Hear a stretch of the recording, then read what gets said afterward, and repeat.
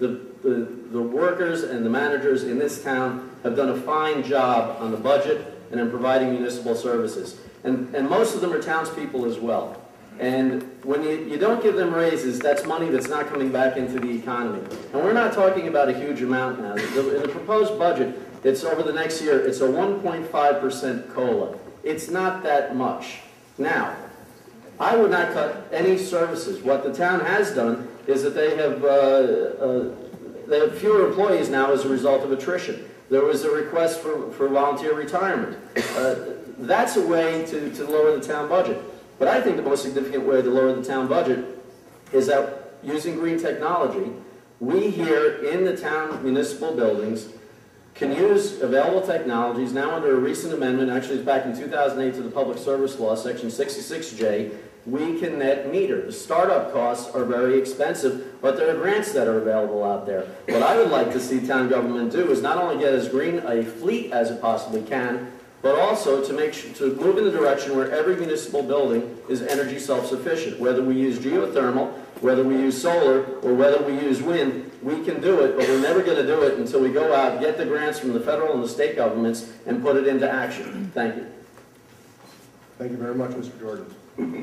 Mr. Coteri. First, I want to address a couple of misconceptions. The first one is the town board hasn't and doesn't vote on salary increases for town board members. As Mr. Jordan said, we can have a COLA or not. And here are a few facts. I went back about 25, 30 years, and the town has always had a cost of living adjustment between 3 and 4% for our hardworking employees. Why? Because our hardworking employees provide the services, the quality services that have been recognized nationally. 2005, the town of Bethlehem was recognized as one of the top communities with one of the best run community governments in the country. And that is because we have quality managers and quality workers in town hall. Also, as Mr. Jordan said, you simply vote on the COLA for all employees or not. Why is it 1.5? Well, we did tighten our budget. We did tighten our belts. We cut $1 million. I can't say that enough. $1 million is the most that the town of Bethlehem has ever cut from an existing budget in a single year. We also, as a point of reference, the first 3 years before I came on the board under Republican leadership, the average tax increases were 7%, 6%, and 5%.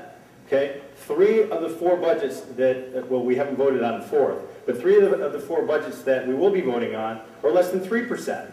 So this notion that we have, yes, at least there's agreement we've provided quality services, but the notion that we've done it at a higher cost is just not true. We've done more with less. That is a fact. In terms of further cuts, we're constantly looking at cuts. We're constantly looking at new technology, ways to do things better. We just passed a resolution to work with the school district for the first time ever. We're going to have two taxing jurisdictions, at least the first time that I know of, working together to try to find a way to share services and consolidate costs. Because as Supervisor Cunningham always says, taxes come out of the same wallet, okay? And all of our taxing entities in town need to work together, and I'm going to continue to do that. Thank you. Thank you very much, Mr. Coteri. Mr. Flanagan. I think we got lost in the question. I can repeat it. Please. Could you share ideas for cutting costs during these difficult economic times, and would you be willing to discuss pay cuts to keep taxes down? Well, I would go with Fred and what I said earlier. I don't think they need a pay raise. There are a lot of taxpayers, Americans, if you will, that are working on one income. They're not getting their raises. My wife, who's a Bethlehem school teacher, like I said, forewent their raise until January, from September to January without a raise. Mr. Coteri talked about the $1 million they cut out of the budget. What he didn't tell you, $600,000 of that was in fuel savings because the gas prices aren't as high as they were last year when they put the budget together.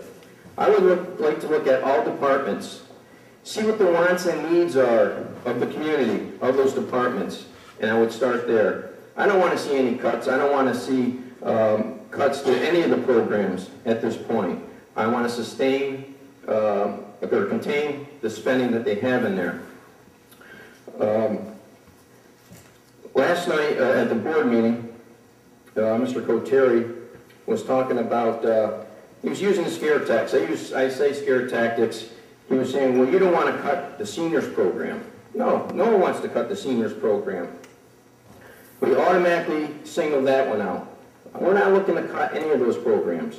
I moved here and I had my lease picked up, branches picked up. It's a wonderful community. The parks are beautiful. And we have a paid gardener. We're paying somebody to water the flowers throughout the town in the rain. There are a lot of places to cut. And I would love to have the opportunity to look at those, all the programs and departments and start there. Thank you. Thank you very much, Mr. Flanagan. Mr. Najo. This administration just doesn't get it.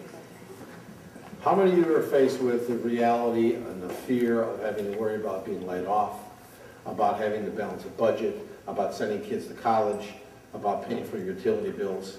This is not, we don't want to be branded as those crazy Republicans or slash and burn. That's not what this is about. This is the reality of facing what it costs to run government. I've had experience in government. I worked in the legislature and the executive branch. I know when you put your mind to it, you can do it. Have the department heads been asked to cut 2 to 4% of their budget and come back with real savings? I asked that question. What has been done to do that? How, in this day and age, can you, I mean, the irony of an ad I put in the paper is because you use less water because it was rainy in July, you know, you're going to have your water and sewer tax raised. Does that make any sense to anybody? How as a board, can a board effectively justify a cost, a raise for themselves?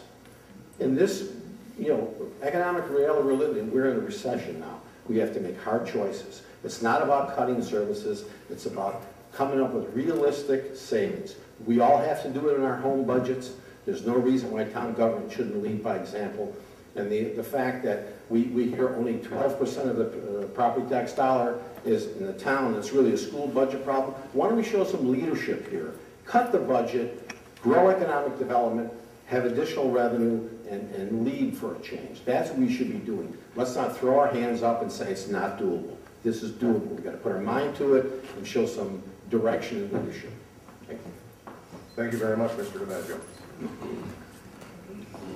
This question is for you, Mr. Kateri, first. If you are elected, what do you plan to do to help small businesses?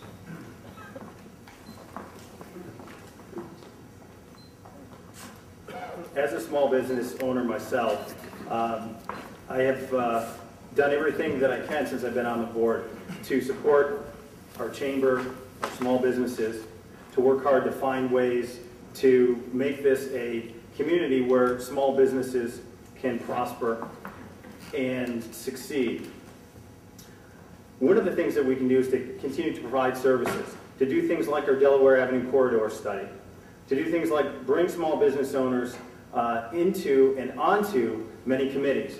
As a matter of fact, when one of the committees that we created was the Noise Ordinance Committee. I had asked several times, as a matter of fact in several public meetings, and as we expanded, I required that one of the Noise Ordinance Committee members be a small business owner.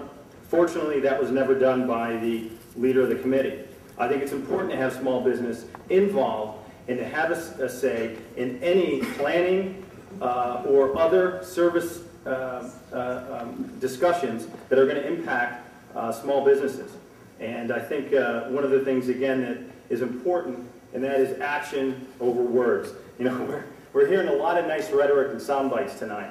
But unfortunately, you know, there's a lot of talk about leadership and the lack thereof. The reality is, we have a lot of expenses in town right now because for over 60 years there was nothing done to the infrastructure to upgrade our roads, to upgrade our sewer and water. We are faced with millions of dollars worth of infrastructure, and we can cut $1 million, another $1 million, and it doesn't matter how you get there as long as you're cutting it. You can cut another $1 million, but you do have to start cutting services. And so far we've balanced and managed not only keeping services the high quality that they are, but also managing to keep costs in check. Thank you. Thank you very much, Mr. Kateri. Mr. Flanagan. I'd like to know what services we have cut. The businesses, small businesses, go there, shop there, buy your things at these small businesses. Go to the hardware store and go instead of going to Lowe's. I would bring those business owners in. and we would sit down, we'd have a meeting. What are their needs?